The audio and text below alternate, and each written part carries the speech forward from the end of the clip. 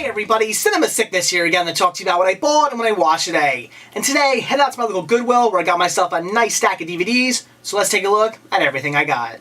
Now each of the DVDs you're about to see here, I paid only $1.97 for each, which was a fantastic deal. And the first that I picked up was The American President, a movie I've not seen in many years. Caught this one on cable a long time ago, haven't seen it since. I did pick it up on VHS not too long ago, so I am picking this one up to replace my VHS copy, and I definitely look forward to checking it out again. The next time I picked up was Fair Game, a movie I've been thinking about picking up and checking out for some time now. I do come across this one pretty fairly often at flea markets, yard sales, pawn shops, but I always pass over it, which I'm not sure why. This looks like the type of movie I'm going to love. Looks super cheesy, super ridiculous. I mean, come on. It stars William Baldwin and Cindy Crawford. How can this not be one big ball of cheese? So I'm definitely looking forward to checking this one out. And for $1.97, had to finally pick it up. Then I picked up Final Analysis, which is a blind buy. I know nothing about it, never even heard of this title. But what sold me on it was definitely the cast. Kim Basinger, Richard Gere, that sounds great. The synopsis also sounded pretty interesting, so I had to grab it. The next title I grabbed was Goodbye Lover.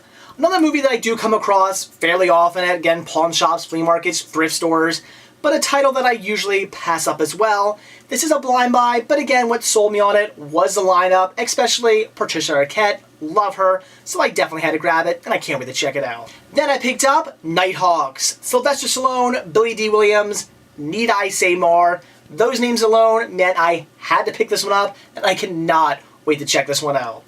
Next, I picked up the director's cut of Once a Thief, a movie I've heard about randomly throughout the years. I don't hear much about this one, but I have heard things here and there. From what I hear, it's a pretty good movie. So definitely one I've wanted to pick up for some time now. Very happy to come across one of the original releases because this has been re-released through, I believe it's Mill Creek has re-released this. And yeah, Mill Creek releases are okay, but honestly, I like to have the original releases. So definitely going to pick this one up, and I cannot wait to check it out. Then I picked up Frankie and Johnny, another blind buy that I was sold on by the cast. Michelle Pfeiffer, Al Pacino, sounds pretty interesting. Also, the synopsis sounded really good, so for $1.97, definitely wanted to pick it up. Then I grabbed My Stepmother is an Alien. Now this is a title that's been on my wish list for some time now. A movie I've always wanted to check out. I've seen some reviews on it. I hear mixed things, but it's definitely a title that, like I said, I've wanted to check out for a good long while now, so finally coming across it, I definitely had to pick it up. Then I grabbed Hans Christian Andersen, a movie that I do already have on VHS, so I am picking this one up to replace my VHS copy, but a movie I've yet to check out, so now that I have it on DVD, definitely got to sit down and watch it. And the same thing goes for The Kid, a movie I do have on VHS, picking this one up also to replace my VHS copy, but a movie I've also yet to check out. So again, now that I have it on DVD, definitely going to watch it ASAP.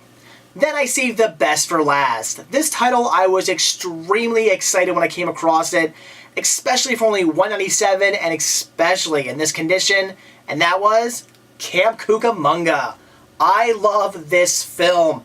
Have it on VHS. Obviously, I'm always looking to upgrade for my VHS, so I definitely wanted to get this one on DVD. Never come across it in stores, never find it used.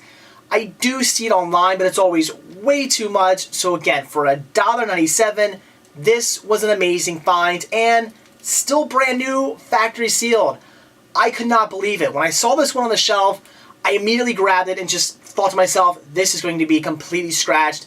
The disc is going to look like somebody used as a coaster. I know it. There's no way I'm coming across this movie in good condition for $1.97. But when I saw that it was factory sealed, it just blew my mind. So I cannot believe I picked this one up. This is a great find, and I am very happy to now have this title on DVD within my collection. So that's it for what I bought today. So now on to what I watched. And today I checked out The Last Broadcast. A great movie for about an hour and 20 minutes, and then the last 5 minutes it all goes completely to hell. I'll get into that in a minute.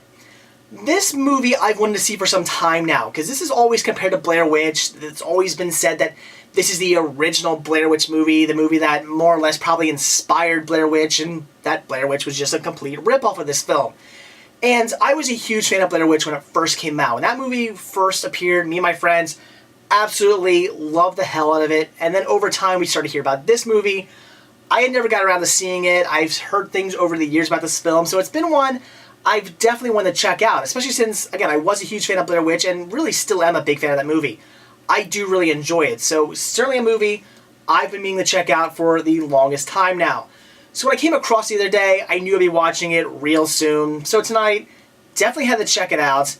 And I really got into this movie. I really started to enjoy it. It's a story all shot in documentary style. It's from the point of view of this guy who's shooting this basically documentary. He's narrating it. You're seeing footage he's shot of people. You're seeing archive footage. You're seeing footage of this group who went out to the Pine Barrens and died. A bunch of them were killed, except for one member was, one guy, two were killed, one's missing, and the other one is presumed the one who did the killing. It's all, it's all this video you're seeing. It's great. It's a lot of fun, really kind of creepy and intense, and you're really getting into it, especially with it being shot in this documentary style. It's really, really, really enjoyable. And the whole time, it's basically this, the guy who's shooting this documentary, the narrator, kind of trying to sort of say, did the accused killer actually kill somebody? Was it somebody else? Was it the missing member of the party? Was it actually the Jersey Devil, which is the whole reason why this group went into the Pine Barrens, the New Jersey Pine Barrens in the first place? So it's really, really interesting. But like I said, what completely destroys this movie for me is the last 5 minutes. A whole movie shot in a documentary style, and I'm going to give a huge, huge twist away here. If you have not seen this movie, I'm about to ruin the entire ending for you. I gotta do it because I gotta bitch about the ending of this movie. So if you have any interest in seeing this and you don't want to be ruined by what I'm about to say, then just stop watching now.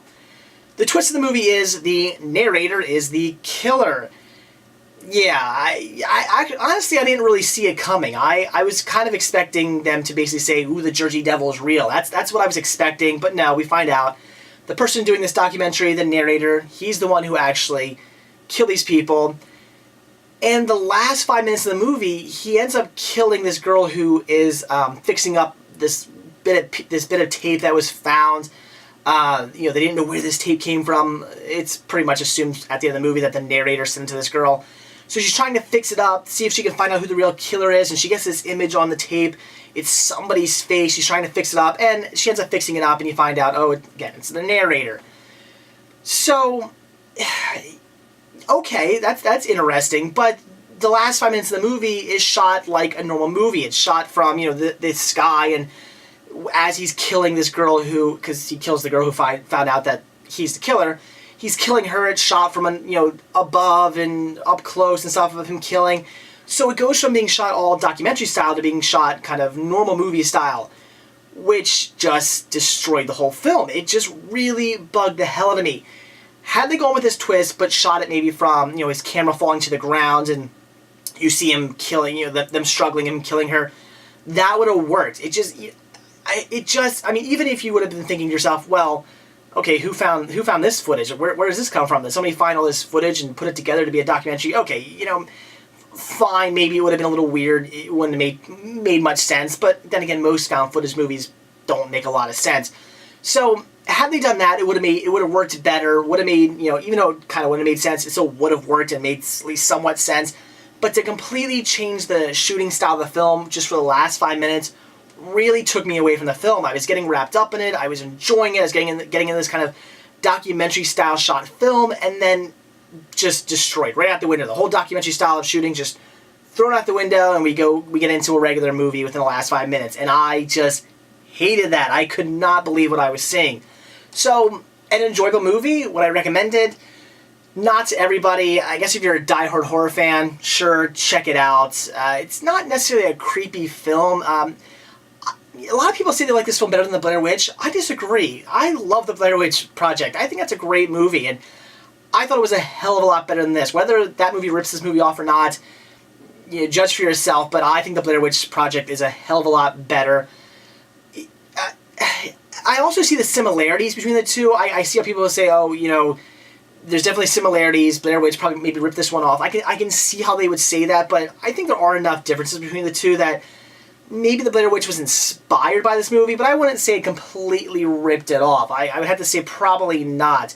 It is different enough. So, yeah, I would say stick with Blair Witch. This is not the movie for everybody to see. If you want to see a better of the two movies, yeah, see the Blair Witch Project.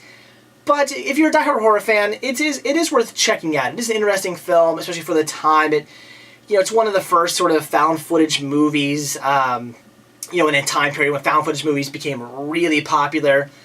Again, it only is kind of a found footage movie. It's a little bit different, seeing as it's shot in more of a documentary style as opposed to just 100% a found footage style of a film.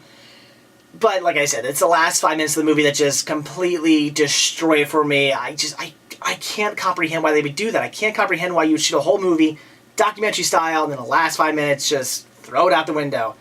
I don't get it. But nevertheless, it was enjoyable. Like I said, it kept my interest. It got me all wrapped up in the whole documentary. Even though it's all completely fake, I still got wrapped up in it. I want to know what was happening. I want to know the ending. I was really, really expecting the Jersey Devil to show up, and then we get the narrator who's the killer and the movie shot just completely different. So, again, would I recommend it? Not to everybody. If you're interested in seeing it, if you've had some interest in seeing this movie, sure, check it out. It was interesting enough. At least kept my interest for at least an hour and 20 minutes, if anything. So yeah, it was enjoyable. Just the last 5 minutes kind of ruined it for me. Can't recommend it to everybody. Pretty much people who are just interested in seeing the movie and diehard horror fans, check it out. Otherwise, I'd say probably stay away. So that's it for my bullet and what I watched today. Definitely got some great titles today from my local Goodwill, especially Camp Cucamonga, brand new, still factory sealed, for only $1.97. That was an amazing find. And also watching the last broadcast, like I said, it was enjoyable for at least an hour and 20 minutes, but it was that last 5 minutes that really ruined the movie for me. I can't comprehend why they shot it like that. I enjoyed the twist. The twist worked for me. The twist was okay. Just, it all fell apart because of how they shot the ending. Really wish they would have not done it that way. But it was okay. It was enjoyable. And I would recommend it to horror fans or just somebody who's interested in seeing the movie. Sure, check it out. It was okay enough. But otherwise, if you really have no interest in seeing it, you don't need to check it out. Just stay with the Blair Witch Project. It's a much better film. I do feel the two films are very different. I see how Blair Witch could have been inspired by this movie, but they're not. It's not. I wouldn't call it a ripoff. I was expecting a movie, 75% the same exact movie, and it was very different. But nevertheless, Blair Witch, much better movie. So that's it. Thanks for watching, and stay tuned to see what I bought when I watch tomorrow. See ya.